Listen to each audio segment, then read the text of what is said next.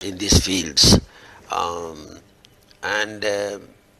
KDC has been, I would say, largely a cautious player in the industry. Yes. Meaning that there are those who know about it, who have known about it because of the history of their previous institutions, and there are those who are dealing with it, and word might go out, by word of mouth. But I must admit that KDC has not been an aggressive advertiser of itself. It has not sold itself aggressively. But a lot of the people who are in the domain of lending, such as what KDC does, and KDC lends between a minimum of 10 million shillings loan input, maybe all the way up to $500 million. So it starts small and gets into the big leagues, as it were. This is the loan component. The enterprise size itself would probably be a lot bigger than that. By the time you're lending $500 million to an enterprise, it's probably multi-billion size enterprise by itself. Yes. And when you're lending 10 million, it's probably small and medium-sized enterprises.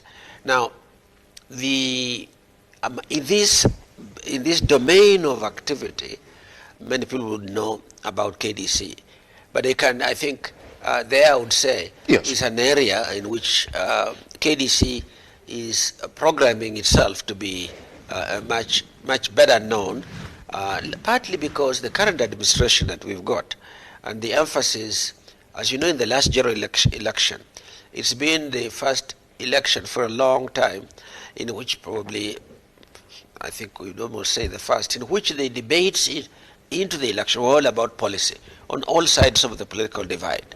The one that won, yes, the Kenya Kwanza administration, had this bottom-up transformation agenda. So it sort of opened up people's eyes as what then are we going to do, what is intended to be done. And the issue now is, for example, you've seen this emphasis on value chains that is the centerpiece of the Kenya Kwanza administration's policy framework. Yes. Implies that you are dealing all the way, for example, if there are agro-related enterprises from farm level to final product, with all of the marketing and processing and manufacturing or whatever is implied in between. If you take oils, for example, and if you take grains and so whatever it is that you take, you look at the total value chain. What has this done? This has now energized people's minds at what potential exists in the value chains that surround us in different parts of the country, whether you are in the Asals with livestock, or you are in Trans Nzoia with maize grains, or in Nakuru with wheat, or some other parts of the country, different things of that kind, or you are in a part of Western with oil crops and so on. So yes, there are many different things we can do. And as they look into this space, the question is, yes, where can I get support if I need it? And I'm sure they go to commercial banks, they go to others, and KDC gets its fair share out of that. But the positioning of KDC now, this new administration, yes, is to bring itself out at the forefront on the potential for deepening intermediation in the value chains, in the processing, and so knowing that effective and well-adapted lending is going to be an important component of it. All over the world, many enterprises take on debt, they take on some other forms of equity, they use public, private, family institutions in getting enterprises going, and Kenya is no exception. So KDC is right in the middle of big activity as we speak now. Yes, yes. And in fact, I would say the broad advertisement that would have been needed from KDC itself, yes, to say, oh, here is an economy that is seeking to emphasize agro-processing, to emphasize these value chains right from farm production to table via manufacturing and others. That is now being done as part of the government policy of Kenya Kwanza in the bottom-up economic transformation agenda. So KDC is simply now to define the niches within it that would meet their goals within the mandate of the institution, and support as much of that as is possible. I want to conclude that on, for example, the recent initiative by the CS, the secretary, who has been in there until a day or two ago. I guess he's still in there, Honorable Moses Kuria.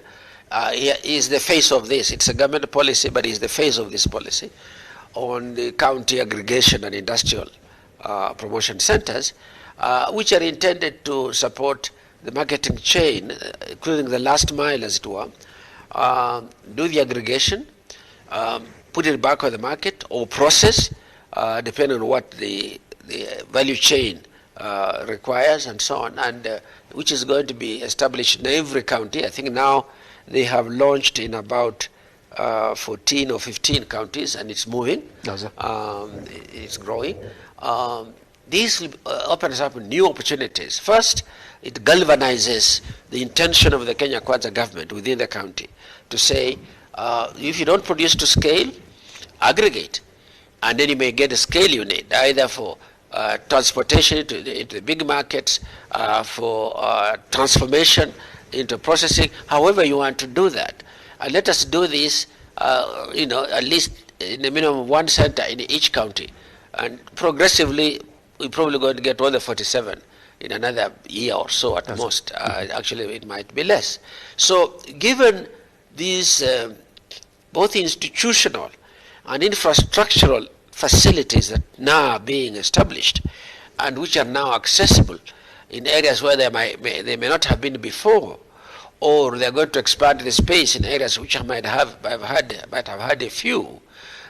Now is the time when institutions like KDC must thrive, because it's now an opportunity. There is now, in fact, a market being created right in front of their eyes, as it were. So you can advertise some, but you also have ready opportunities that you need to take advantage of. And I personally see KDC growing to a much bigger institution. It was already fairly big now, but to a much bigger institution and a much more diverse and vibrant institution. Lastly, very briefly, you've seen the emphasis that is now on in this government, in this administration,